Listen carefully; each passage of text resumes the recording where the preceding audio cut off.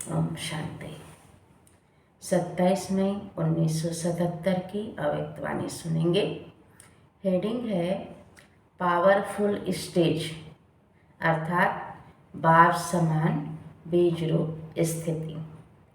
तो मुरली सुनने के पहले अपने को फरिश्ता स्वरूप में सूक्ष्म वतन में देखें कि मैं आत्मा लाइट माइट फरिश्ता सूक्ष्म वतन में बाप दादा के पास बैठी हूँ और उनसे ही मुरली सुन रही हूँ, है ना।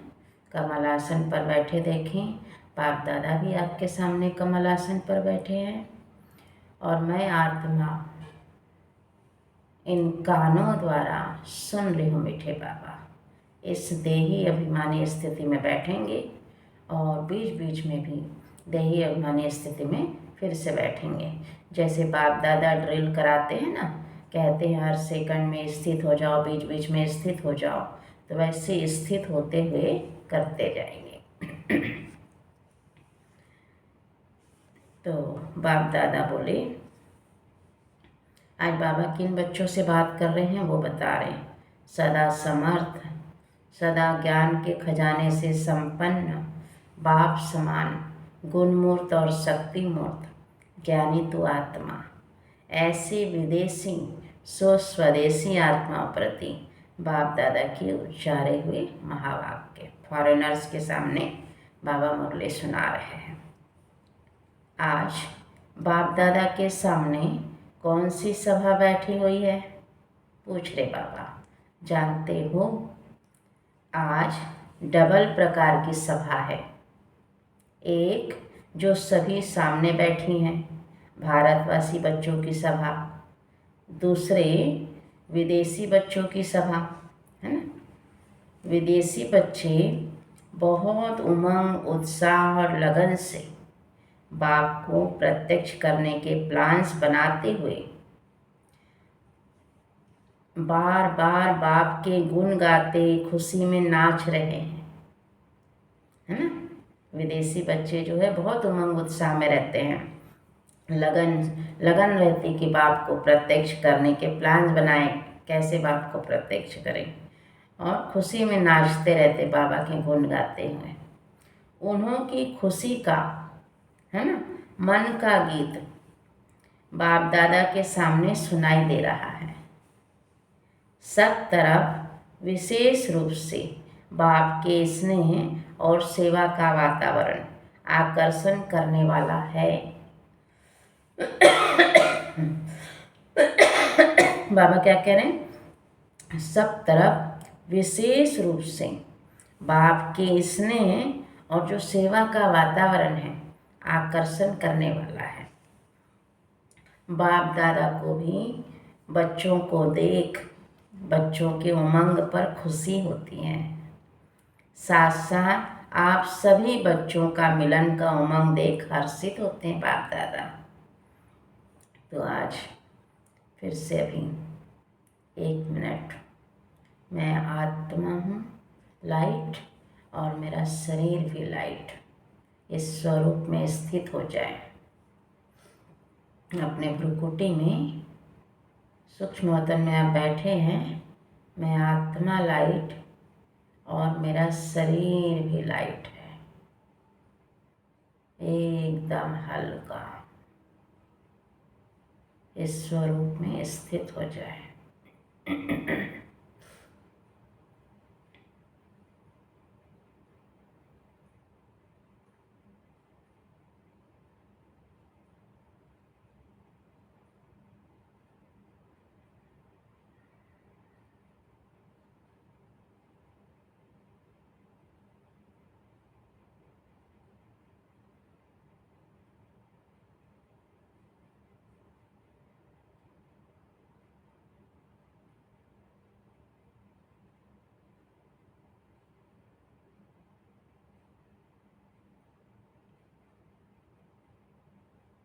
और संकल्प करें, मैं आत्मा निराकार इन कानों द्वारा सुन रही हूँ मीठे बाबा।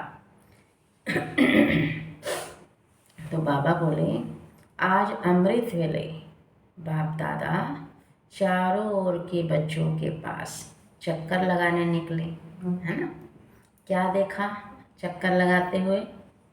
मधुबन वरदान भूमि में खुशी खुशी से आए हुए बच्चे इस ही मिलन की खुशी में और सब बातें भूले हुए हैं कि बाबा से मिलन होना है।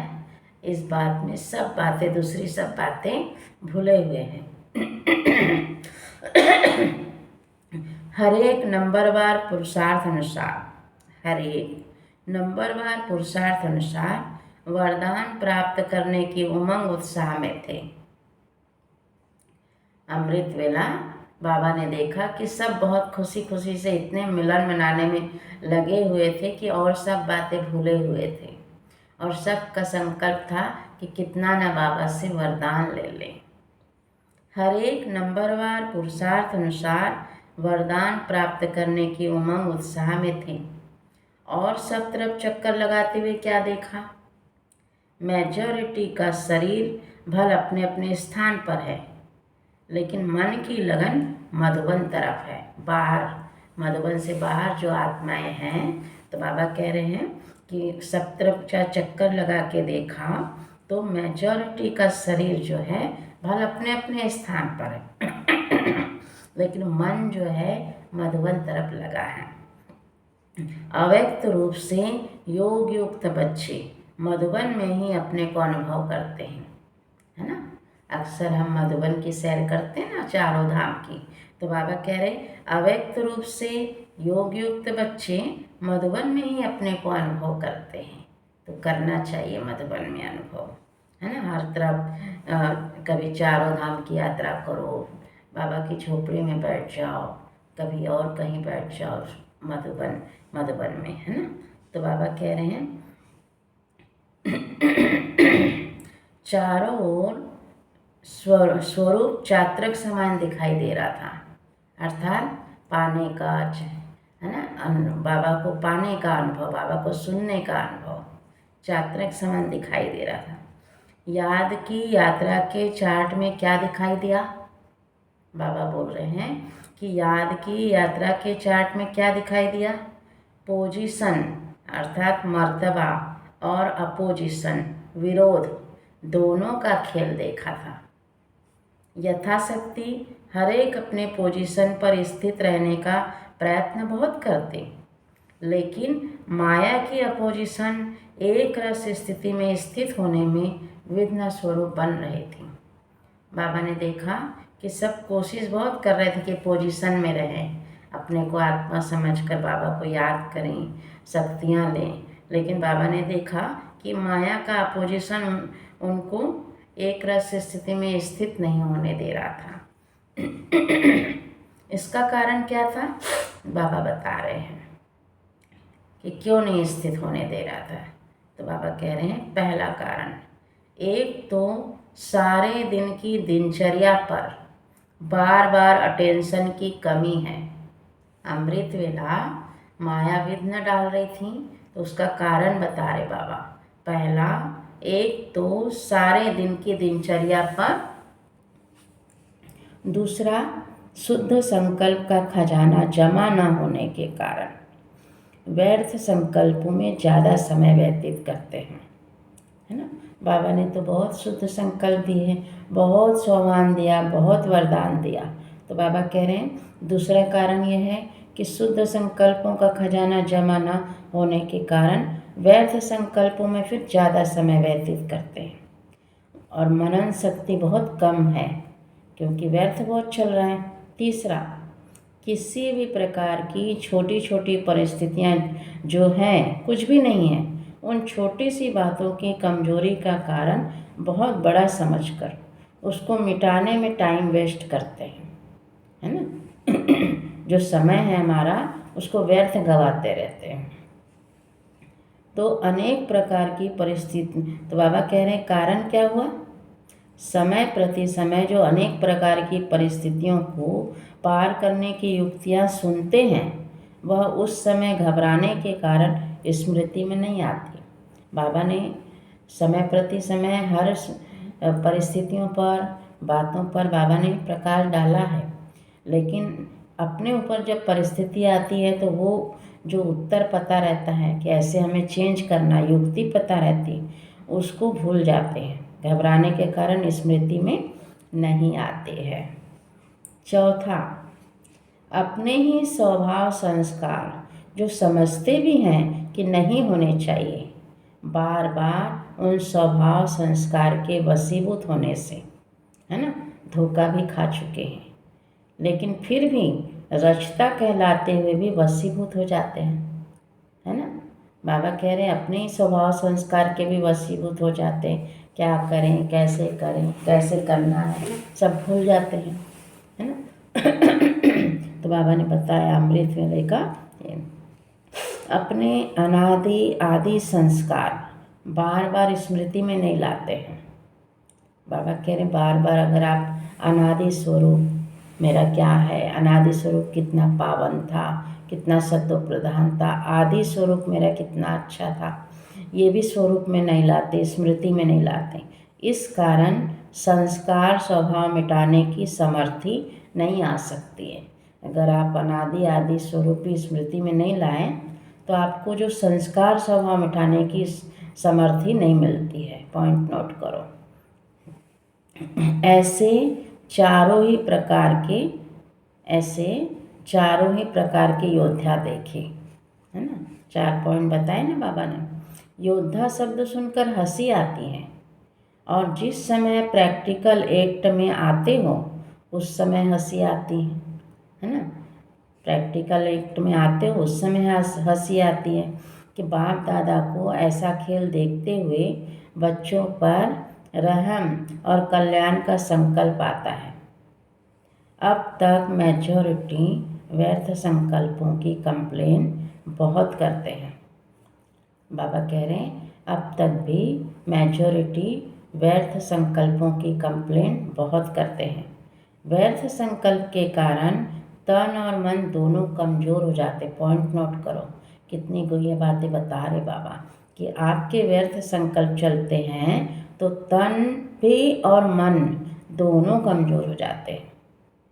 कितनी गुह्य बात है। फिर भी लोग व्यर्थ करते रहते हैं, जबकि बाबा कह रहे हैं कि तन भी कमज़ोर हो जाता है व्यर्थ संकल्प से, है ना। व्यर्थ संकल्प का कारण क्या है, सुनाया था, अपनी दिनचर्या को सेट करना नहीं आता। व्यर्थ संकल्प का कारण क्यों, व्यर्थ क्यों आ रहा है, अपनी दिनचर्या को सेट करके बाबा की याद में नहीं लगाते हैं, इसलिए व्यर्थ संकल्प चलते हैं। चलिए फिर से हम नेक्स्ट पैराग्राफ शुरू हो रहा है। मैं आत्मा लाइट माइंड फरिश्ता, बाबा से आप फरिश्ता स्वरूप में बाबा के सामने बैठे हो। सर्वशक्तिवान बाबा के मस्तक से, नैनों से सर्व शक्तियाँ मुझ आत्मा में समा रही है। 1 मिनट तक करें।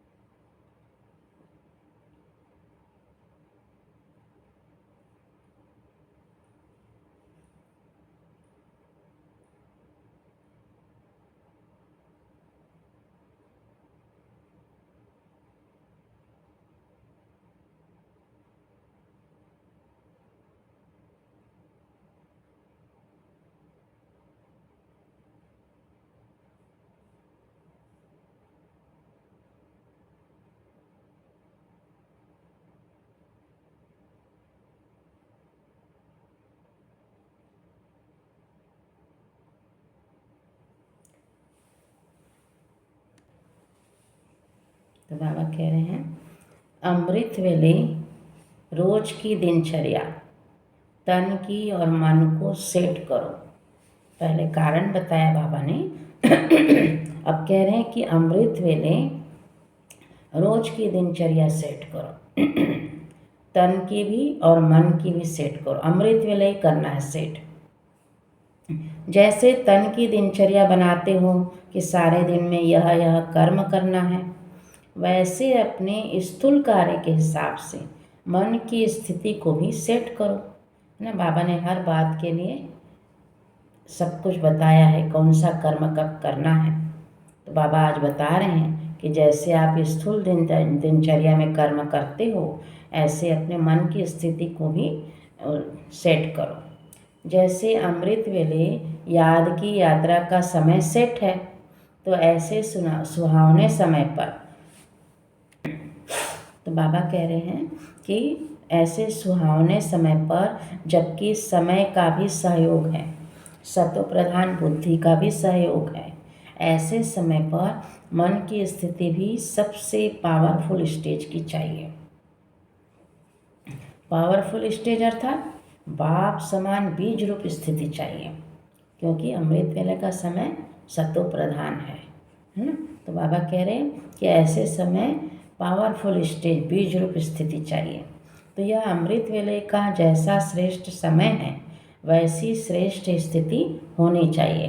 बाबा ने तो कारण बताया, ऐसे ऐसे मेजॉरिटी फंसे हुए हैं, लेकिन बाबा कह रहे हैं बहुत पावरफुल स्थिति चाहिए, है ना, बीज रूप स्थिति चाहिए, क्योंकि यह अमृत वेला जैसा श्रेष्ठ समय है वैसी श्रेष्ठ स्थिति होनी चाहिए, बाप समान। साधारण स्थिति में तो कर्म करते भी रह सकते हो, लेकिन यह विशेष वरदान का समय है ना।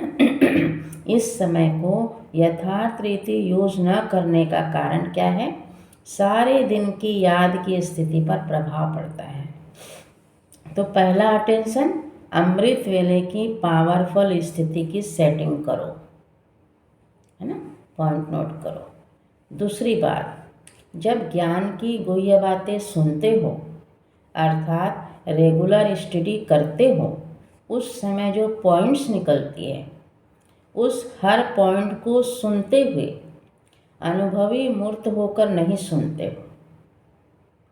बहुत गुह्य बात कह रहे बाबा कि जब ज्ञान की बातें, बाबा की जो ज्ञान की बातें हैं, मुरली है ना, अव्यक्तवाणी और साकार वाणी, तो जब उसको सुनते हो और उसमें जो पॉइंट्स आती है तो उस हर पॉइंट को सुनते हुए अनुभवी मूर्त होकर नहीं सुनते हो, बोल रहे बाबा।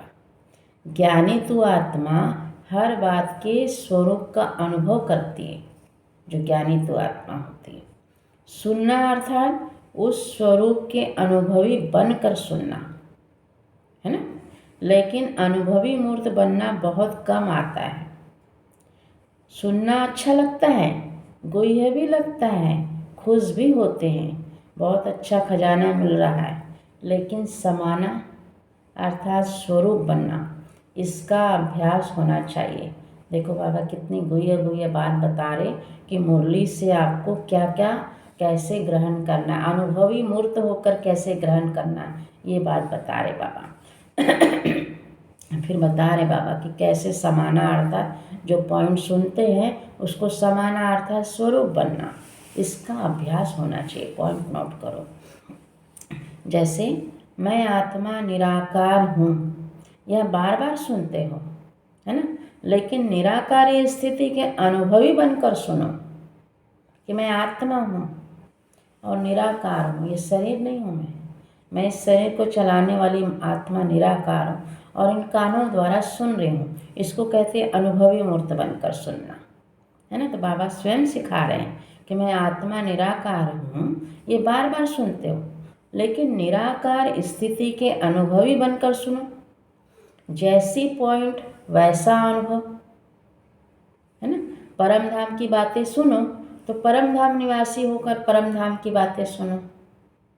कितना सुंदर बता रहे बाबा कि मुरली आप ऐसे सुनना है, परम धाम की बातें सुनो तो परम धाम निवासी होकर सुनो। स्वर्गवासी देवताई स्थिति के अनुभवी बन स्वर्ग की बातें सुनो। जब बाबा स्वर्ग की बात बता रहा है तो देवताई स्वरूप में आ जाओ, ये कहना चाहते हैं बाबा, है ना। इसको कहा जाता है सुनना अर्थात समाना, है ना। अगर इसी रीति से मुरली सुनो तो शुद्ध संकल्प का खजाना जमा हो जाएगा, है ना। मुरली, साकार मुरली में भी बहुत शुद्ध खजाना आता है। तो बाबा बोले इस रीति से अगर आप सुनोगे स्वरूप बनते हुए समाकर, तो बाबा कह रहे हैं कि आपका शुद्ध संकल्प का खजाना जमा हो जाएगा और इसी खजाने के अनुभव को बार बार सुमिरन करने से जो हमने बाबा से अनुभव किया मुरली का, उसको बार बार हम सुमिरन करेंगे कि आज बाबा ने क्या कहा। चूँकि स्वरूप में स्थित हो रहे थे, याद भी रहेगा। तो बार बार सुमिरन करने से सारा समय बुद्धि इसी में ही बिजी रहेगी, है ना। व्यर्थ संकल्पों से सहज किनारा हो जाएगा। कितनी गुह्य बात कि अगर बुद्धि इसमें बिजी रही तो व्यर्थ संकल्पों से किनारा हो जाएगा। अगर अनुभवी होकर नहीं सुनते तो बाप के खजाने को अपना खजाना नहीं बना पाते। पॉइंट नोट करो। अगर अनुभवी होकर नहीं सुनते तो बाप के खजाने को अपना खजाना नहीं बना पाते, इसीलिए खाली रहते हो, अर्थात व्यर्थ संकल्पों को स्वयं ही जगह देते हो। अनुभवी होकर नहीं सुनते हो तो बाप का खजाना अपना नहीं हो पाता है। शुद्ध संकल्प बहुत मिलते हैं, तो बाबा बोलते हैं कि फिर क्या हो जाता है, आप खाली के खाली रहते हो। व्यर्थ संकल्प चलना शुरू हो जाता है क्योंकि उसको जगह दे दिया, है ना। और आगे बढ़कर सारी दिनचर्या में क्या क्या कमी करते हो वह फिर दूसरे दिन सुनाएंगे। पहले इन 2 बातों को ठीक करो। ज़्यादा डोज नहीं देते हैं। अच्छा, तो बाबा याद प्यार दे रहे हैं। ले लीजिए। सदा बाबा के सिर पर हाथ रहे बाबा का, सूक्ष्म वतन में बैठे हैं आप फरिश्ते स्वरूप में। तो वरदान याद प्यार सहित लीजिए। सदा समर्थ, सदा ज्ञान के खजाने से संपन्न, याद की यात्रा द्वारा सर्व शक्तियों के अनुभवी मूर्त, सदा हर परिस्थिति को स्वस्थिति द्वारा सेकंड में और सहज पार करने वाले, ऐसे बाप समान गुणमूर्त और शक्तिमूर्त ज्ञानी 2 आत्माओं को बाप दादा का याद प्यार और नमस्ते। और हम रूहानी बच्चों की भी, रूहानी माता पिता बाप दादा को याद प्यार, गुड मॉर्निंग और नमस्ते। बाबा को बहुत बड़ा गुलाब का गुलदस्ता दो और उसमें रजनीगंधा के फूलों की लटें लगी हुई हो, बाबा को भेंट करो, है ना।